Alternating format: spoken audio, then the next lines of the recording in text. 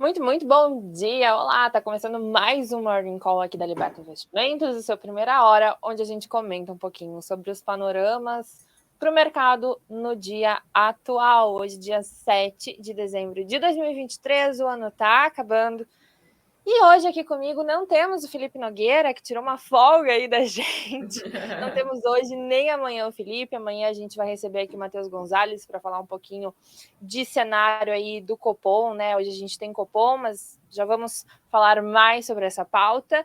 Mas hoje uma convidada ilustre que às vezes aparece aqui, mas confesso que eu tenho que chamar mais vezes ela. Ariane Oliveira, seja muito bem-vinda. Ela que é analista CNPI aí da LS. Bem-vinda, Ari. Olá, bom dia, Thay, bom dia, pessoal. Concordo, né? Eu tô precisando vir aqui mais vezes. Eu Tá adoro falar sobre desaparecida. mercado, ainda mais junto com você. Acho que a gente consegue aí tecer movimentos do que pode estar esperando aí nos próximos dias, né? Perfeito, Ari. Bom, vamos começar falando então sobre aí eu acho três temas, tá? Três palavrinhas que vão dar que vão ditar a regra do jogo no dia de hoje. Primeiro, China, segundo, recessão e terceiro, PEC da transição, tá? Vamos começar então falando um pouquinho de China, porque ontem, na verdade, nessa madrugada a gente teve aí dados da balança comercial por lá, mostrando que a economia chinesa está um pouco mais fraca do que esperavam, tá? Mesmo assim, todo mundo está entendendo que, de novo, né, pessoal, a gente vem comentando durante toda essa semana que as restrições com a pandemia, o Covid-19 tem diminuído por lá, né? O governo está sabendo aí flexibilizar devido todos aos protestos que a gente vem comentando durante essas últimas 2 semanas, tá? Mesmo assim, a economia chinesa tem então se mostrado não tão resiliente como os analistas estavam prevendo, né? Mas de fato aí a gente tem para dar essa balança, a gente tem essas flexibilizações ainda que continuam acontecendo por lá, tá?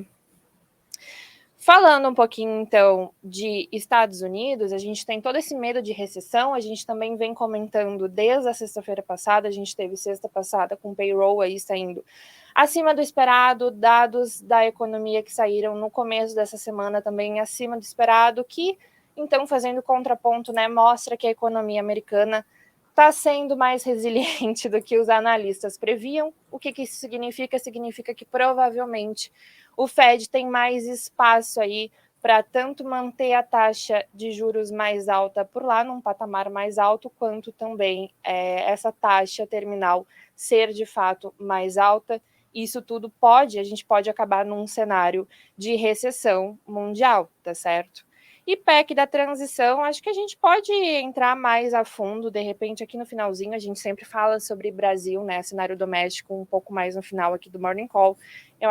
Quero muito a ajuda aí da Ari para ver o que ela acha sobre esse tema e como pode impactar o dia de hoje, tá?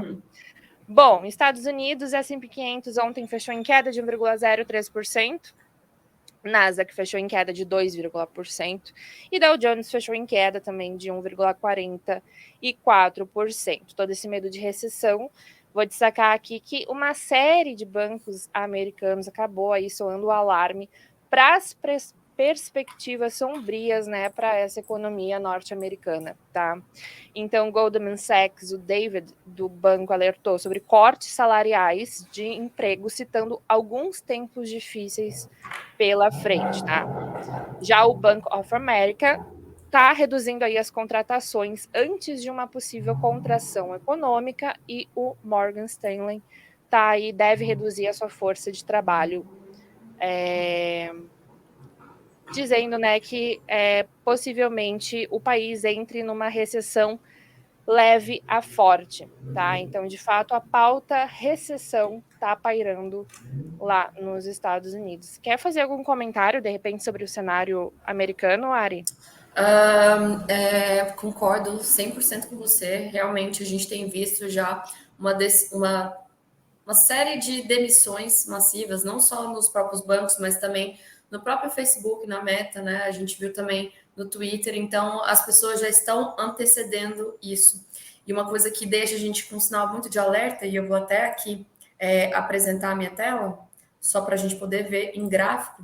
Estou pegando aqui o SP500, né? Vou adicionar aqui. O SP500, que ele acionou, de fato, um sinal importantíssimo de venda, né?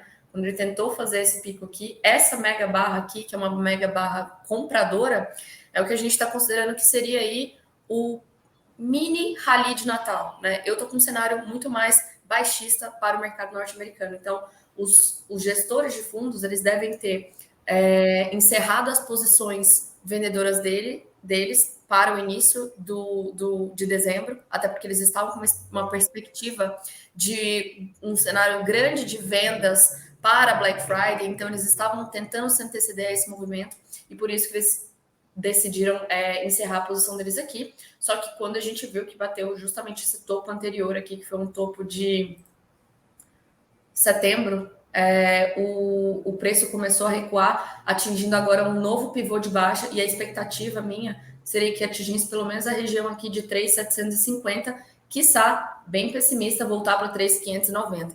Então, a gente costuma falar que o gráfico, ele antecede a economia real em cerca de 6 meses, né? Então, o que o gráfico já está me mostrando uma possível queda e uma possível recessão é o que o pessoal lá de fora também está vendo, que os analistas também estão vendo, e que a economia deve sentir aí nos próximos meses. Perfeitas colocações, Ari. Bom, só para fechar essa pauta, os índices futuros aí dos Estados Unidos vão recuando nessa manhã. Europa também vai recuando nessa manhã, as bolsas estão em queda por lá, tá? A gente tem aí, enfim, todo esse pessimismo com esse cenário. A Ásia fechou num sentimento misto, Nikkei aí fechou em queda de 0,72%, principal índice da China fechou em alta de 0,17%, e o índice de Hong Kong fechou em queda expressiva de 3,22%, de novo, né? Dado aí a esses dados da balança comercial que não agradaram por lá. Vieram bem abaixo da expectativa, só que o pessoal ainda está muito de olho o que a política do próprio Xi Jinping está fazendo lá na China, né?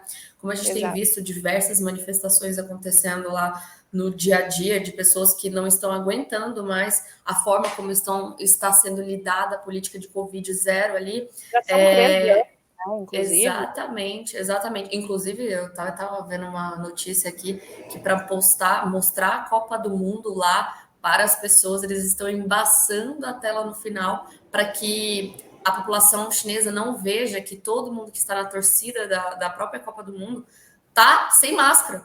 Então, assim, tentando ofuscar isso ao máximo, e por isso que cada vez mais vai incitando o pessoal a se manifestar. E se caso o Xi Jinping tenda a tirar um pouco essa agressividade que ele está colocando tanto na política de Covid zero, se ele conseguir realmente arrefecer isso, e a gente acredita que vai acontecer, a China de fato abriria. Isso seria um ponto muito positivo, não só para a China, mas principalmente para o país aqui, para o Brasil, porque a gente é uma economia de commodities e a gente vai ver cada vez mais uma demanda de commodities pela China. Então, isso pode tirar o país um pouco desse foco central da recessão. Falando de cenário externo, a gente ainda não falou de cenário doméstico, que é um cenário um pouco mais conturbado que a gente está vivendo. Vamos entrar então agora. Ontem a bolsa fechou aqui numa leve alta de 0,72%, depois aí de duras quedas, tá, nos últimos dias, como a gente tem aí acompanhado, tá? A PEC da transição, que eu acho que é a maior pauta quando a gente toca aí no cenário doméstico, ela foi aprovada, tá, na CCJ, num aumento anual aí de 145 bi, tá? Para ultrapassar aí o teto de gastos, válido por 2 anos, e ainda, né, abaixo dos 75 bi que estavam pretendidos pelo governo. Eu diria que é uma notícia positiva, né? Fazendo aí talvez, enfim, Tu concorda, Ari? Com certeza, o mercado o mercado é um animal esquisito, né? De qualquer jeito, vamos ter aí o furo do teto de gastos, mas como Exato. estava previsto cerca de 175 a 200 bi, e não vai ser tudo isso, vai ser um pouquinho menos, vai ser 30 bi a menos, o mercado viu isso como uma notícia positiva. Então, vamos furar, mas nem tanto, é só um pouquinho, só um pouquinho. Perfeito. E com isso, eu acho que a gente vai ter, sim, uma tendência de alta agora na abertura, tá? Na verdade, até o que, que acontece?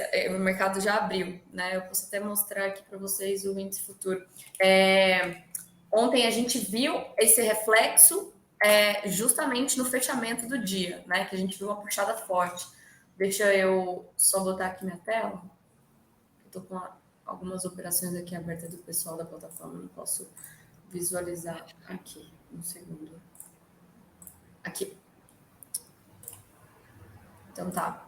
Mostrando o gráfico limpo, né? A gente viu justamente, vou pegar 60 minutos para que a gente possa ver. O mercado ontem ficou o dia inteiro em queda e no final foi essa barra aqui de 60 minutos que a gente teve, que foi quando foi a aprovação do CCJ, né? E para quem não entende, o que é CCJ é só uma comissão preliminar para falar assim, ó, então tá, aprovamos que a emenda vai ser de 145 bi, agora, próximo passo, levar para o Senado aprovar, e aí as votações a gente está esperando para que aconteça hoje no final do dia, e a expectativa é que seja aprovada mesmo antes de levar para a Câmara.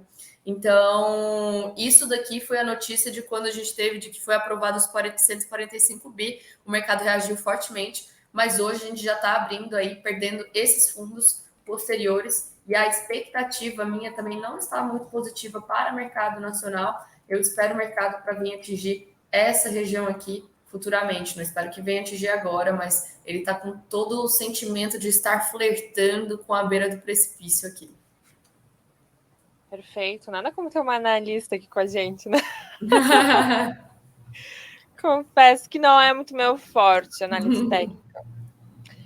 Bom, hoje a gente tem aí, para finalizar também o nosso Morning Call, a gente tem Copom, decisão aí de taxa de juros por aqui. Lembrando que na semana que vem a gente tem FOM, que acho que até mais importante talvez que o Copom hoje, que a gente vai ter aí uma manutenção na Selic.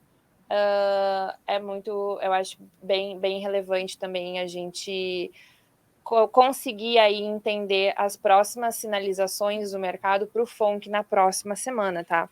E hoje, de novo, mais importante do que a gente entender que, de fato, a Selic vai ficar no patamar de 13,75 é a gente ouvir, então, as sinalizações aí do Copom do que esperar para um médio prazo da taxa de juros.